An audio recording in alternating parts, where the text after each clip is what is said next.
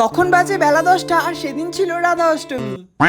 সকাল সকাল শুরু করে দিয়েছিলাম আমি পুজোর জোগাড়জান্তি করতে। এই প্রথমবার আমি রাধা অষ্টমী করছি। জন্মাষ্টমী আমি করি, কিন্তু রাধা অষ্টমী সেরকম ভাবে আমার কোনোদিন করা হয়নি। প্রথমে এখানে আমি সমস্ত ফল কেটে নিয়েছিলাম একটা থালাতে। জন্মাষ্টমীতে তোমাদের সঙ্গে আমি সবকিছু শেয়ার করেছিলাম, কিন্তু রাধা অষ্টমীতে আমি সেরকম কিছু ভিডিও করতে পারিনি। তারপরে খাবারগুলো রেডি করার পর আমি অভিষেক করে নিচ্ছিলাম। আর এবারেও গোপালের ড্রেসগুলো আমি নিজের হাতেই তৈরি করেছিলাম। যেহেতু রাধারানীর পছন্দের কালার নীল, তাই জন্য আমি নীল রঙেরই জামাটা রেখেছিলাম। আর আমার রাধামাকে আর আমার গোপালকে কেমন লাগছে জানাতে ভুলো না কিন্তু। পুজোর জোগাড়জান্তি করতে করতে আমার বেজে যায় বেলা 10টা থেকে বেলা 2টো। আসলে পুরোটাই আমাকে একা হাতে করতে হয়েছিল, তাই জন্য অনেকটা দেরি হয়ে গেছিল আমার পুজো করতে। পুজো শেষ করে আমি চলে গেলাম খাবার তৈরি করতে। একা হাতে আমি পুরোটা পারছিলাম না, তাই জন্য পিসিকে বললাম কিছুটা সাহায্য করে দিতে। এখানে আমি আটাগুলো মেখে নিয়ে লই কেটে নিয়েছিলাম লুচি করার জন্য, আর পিসি এখানে আমাকে আলুর দমটা বানিয়ে দিয়েছিল। তারপরে সব একে একে লুচিগুলো ভেজে নিয়ে গরম গরম লুচি নিয়ে নিলাম খাওয়ার জন্য।